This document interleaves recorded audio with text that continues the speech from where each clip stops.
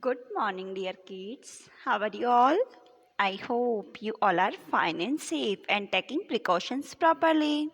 So, yesterday I sent a PDF of chapter 3 Weather and Climate. So, today we are going to explain the chapter 3 Weather and Climate. Move on to page number 17.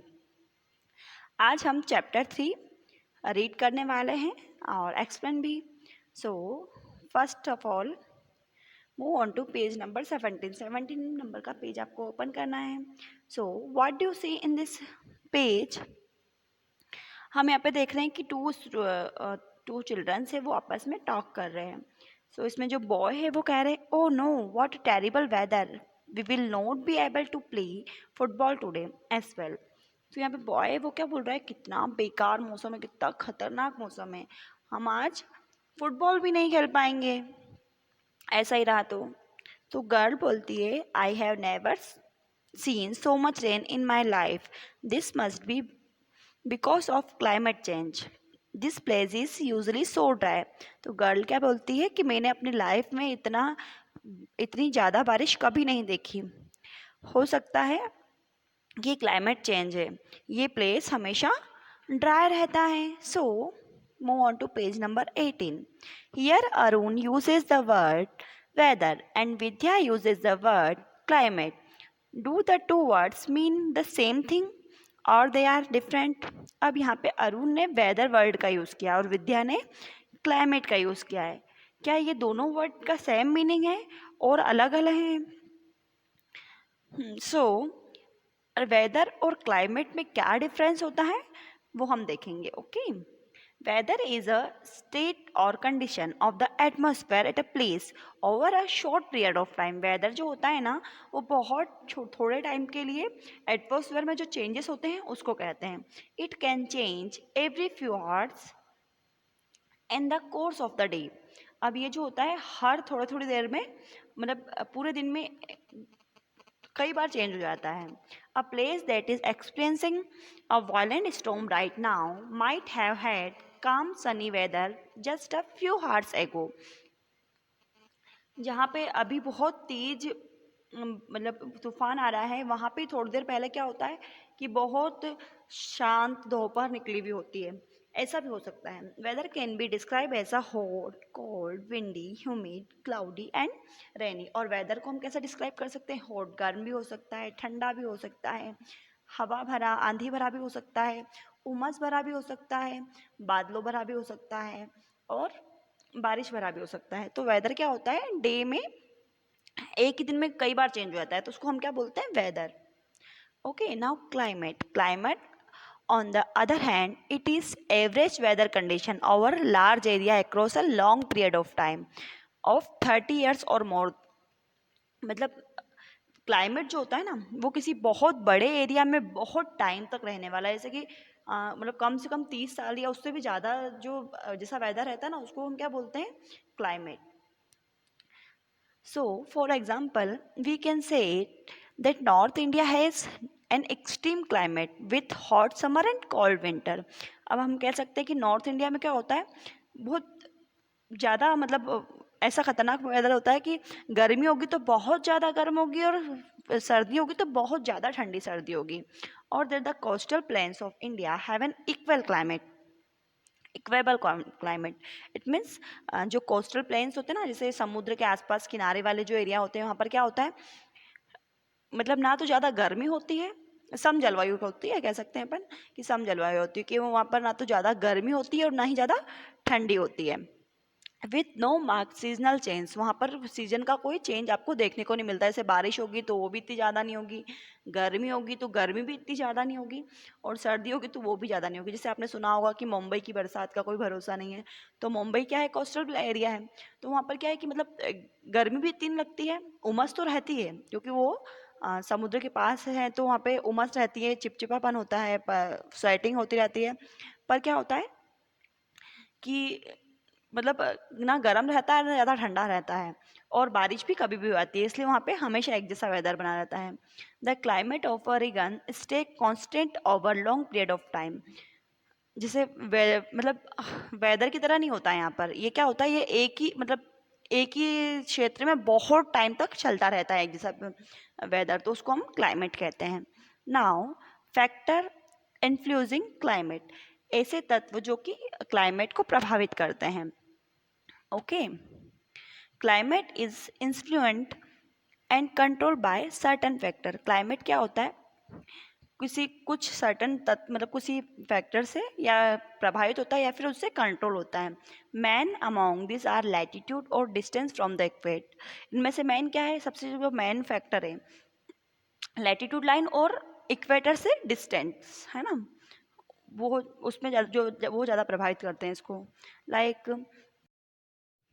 Altitude, humidity, precipitation and wind. जैसे कि समुद्र तल से ऊंचाई, humidity नमी और सीलन, precipitation means मतलब बर्फ़ गिरने की मात्रा, जैसे बर्फ़बारी जो होती है ना, स्नोफॉल वगैरह होता है वो, एंड विंड जैसे हवा, ये सब क्या होते हैं, क्लाइमेट को प्रभावित करते हैं। सो लैटिट्यूड, अपन अब लैटिट्यूड के ये पढ़ेंगे, क्लाइमेट में लैटिट्यूड का जो भी प्रभाव पड़ता है उसका। ओके, नाउ लैटिट्यूड और distance from the equator is one of the most important factor affecting the climate of a place. अब जो लैटिट्यूड है ना, लैटिट्यूड की इक्वेटर से जो दूरी होती है वो बहुत ही इम्पोर्टेंट प्रभाव डालता है इस पर, क्लाइमेट पे। The further one goes from the equator the colder it gets. अब जो इसे इसके अलावा the further one goes from the equator the colder it gets, इसलिए क्या होता है कि इसके अलावा जो इक्वेटर से जो दूर होते हैं वो प्लेसेस क्या होते हैं, ठंडे होते आते हैं। Therefore places near the equator are hotter than place at higher latitude. तो क्या होता है कि जो प्लेस इक्वेटर से के पास होते हैं वो ज़्यादा गर्म होते हैं, हायर लेटीट्यूड मतलब जो ऊपर वाला लेटीट्यूड उससे ज़्यादा इक्वेटर के आसपास के जो प्लेसेस होते हैं वो ज़्यादा हॉट होते हैं। ऐसा rule, the higher the latitude the colder the climate of the place. इसलिए रूल है कि जो यहाँ पे हायर लेटीट्यूड होते हैं वहाँ पे क्या होता है, क्लाइमेट कोल्डर ठंडा होता है। एल्टीट्यूड, इट मीन्स समुद्र तल से ऊंचाई। एल्टीट्यूड और the height of a place above the sea level. Altitude या फिर जो मतलब समुद्र तल से जो ऊंचाई होती है, से ऊपर जितना होता है। Also affect the climate of a place, वो भी क्लाइमेट को अफेक्ट करता है। Temperature decrease with the altitude, और टेम्परेचर क्या होता है इसके साथ बढ़ता रहता है। It does so at the rate of around 6.5 degree Celsius पर 1000 मीटर राइजेस इन अल्टीट्यूड। से हर 1000 मीटर ऊपर जाएंगे ना अपन तो 6.5 डिग्री सेल्सियस जो टेम्परेचर है वो इंक्रीज हो जाएगा, डिक्रीज सॉरी कम हो जाएगा। Thus the higher we go the colder it gets. जैसे जैसे अपन ऊपर की तरफ जाते जाते हैं वैसे अपन को ठंडा ठंडा ठंडा लगने आता है। जैसे अपन कभी माउंटेन पे चढ़ते हैं तो अपन को मतलब जैसे जहाँ पे अपन नीचे ज़मीन पे होते हैं तो अपन को थोड़ा हॉट फील होता है, लेकिन जैसे अपन माउंटेन के ऊपर की तरफ जाते रहते हैं अपन को ठंडा फील होता है ना, like this. So for example during summer temperature over the plain of north India reach 40 degree Celsius. तो गर्मियों के सीजन में क्या होता है कि जो नॉर्थ इंडिया का जो टेम्परेचर है वो 40 डिग्री सेल्सियस हो जाता है। But places in the mountain like Shimla and Dehradun are much cooler at 20 to 25 degree Celsius. पर जहाँ पे जैसे माउंटेन जो प्लेसेस हैं जैसे शिमला है, देहरादून है, वहाँ पर क्या होता है कि समर सीजन में भी 20 और 25 डिग्री सेल्सियस ही टेम्परेचर रहता है। That is why the people in India travel to hill station during the summer. इस कारण जो इंडिया के मतलब इंडिया में जो लोग हैं ना, मतलब इंडिया का क्या है कि सब तरह की क्लाइमेट रहता है, कहाँ पे बहुत हॉट रहता है, कहाँ पे बहुत कोल्ड रहता है। तो वहाँ यहाँ के लोग क्या करते हैं कि समर टाइम पे हिल स्टेशन पे घूमने जाते हैं। Watch this picture on page number 19। अब यहाँ पे आपको एक पिक्चर दे रखा है कि हाउ लैटिट्यूड अफेक्ट टेम्परेचर। अब इसमें मतलब बता रखा है कि लैटिट्यूड टेम्परेचर को कैसे अफेक्ट करते हैं। Okay, why does temperature change with the latitude. अब टेम्परेचर क्यों चेंज हो जाता है लैटिट्यूड के साथ।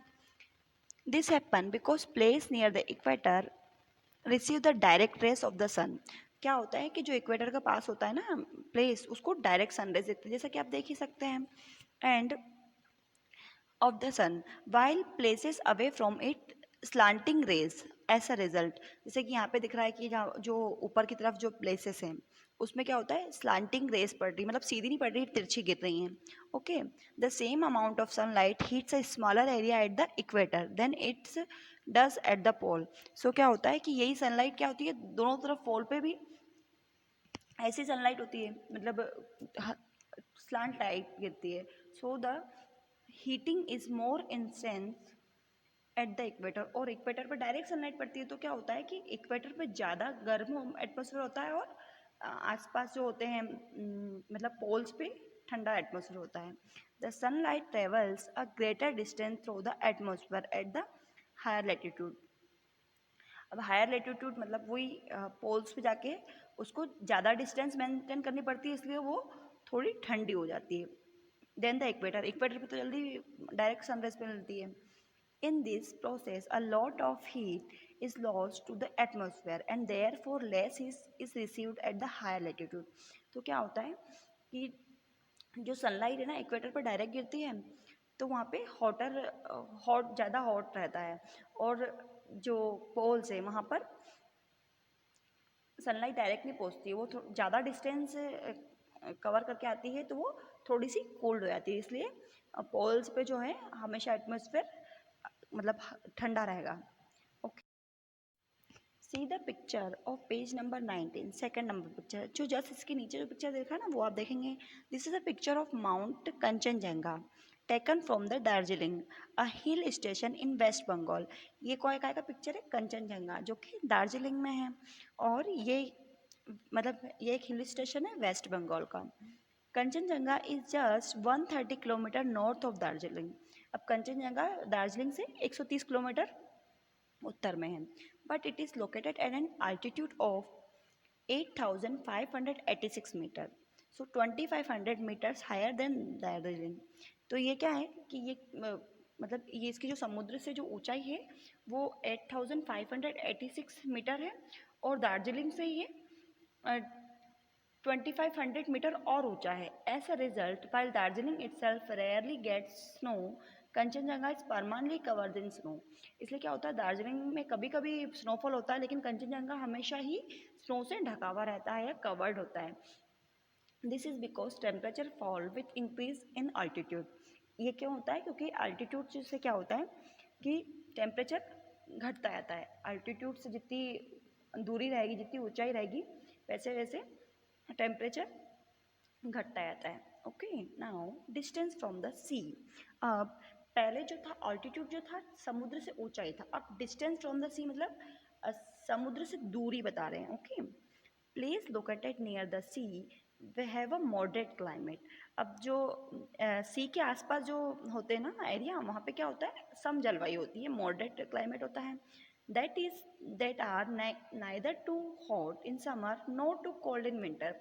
इस कारण क्या होता है, ना तो गर्मियों में ज़्यादा गर्मी होती है, ना ही ठंड में ज़्यादा ठंड लगती है. On the other hand, place located in the interior of continent have a extreme climate. और दूसरी जगह क्या होता है, जैसे कॉन्टिनेंट्स में जो है, जो इंटीरियर बिल्कुल बीचों बीच बसे हुए जो स्थान है ना, वहाँ पे बहुत ज़्यादा गर्मी होती है और बहुत ज़्यादा ठंड भी होती है. They have very hot summer and extremely cold winter. वहाँ पे बहुत ज़्यादा ठंड भी गिरेगी और बहुत ज़्यादा. This happens because ocean and sea take longer to heat up and cool down than the land does. अब क्या होता है, क्योंकि जो ओशन और सीज होते हैं ना, वो क्या करते हैं कि हीट को खींच लेते हैं, और जो कि लैंड नहीं कर पाता है. लैंड पे तो एटमोसफेयर हाई रहता है हमेशा. As a result, during summer cool winds blow from the sea, cooling places along the coast. इसलिए क्या होता है कि गर्मी के टाइम पे यहाँ पे क्या होता है, ठंडी हवा चलती है और वो प्लेस को ठंडा कर देती है.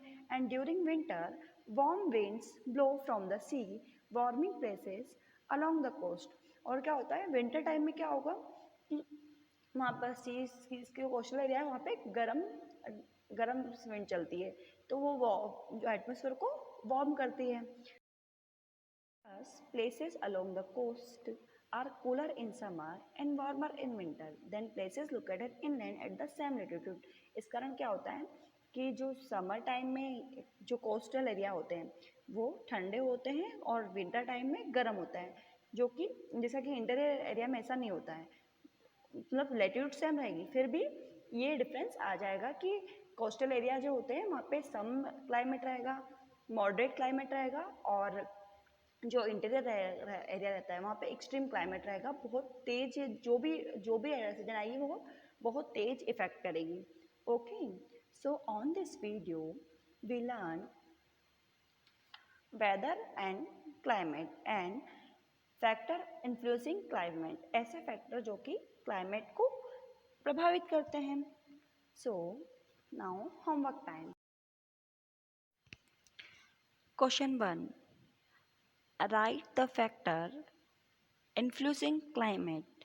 ऐसे फैक्टर्स के नाम लिखने हैं जो कि क्लाइमेट को प्रभावित करते हैं। Okay, and second one is why does temperature change with latitude.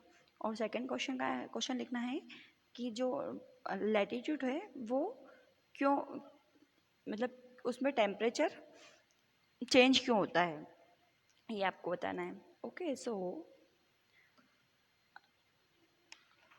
on next video we will read humidity and precipitation and wind heat zone of the earth. Okay, so thank you for watching. Bye bye.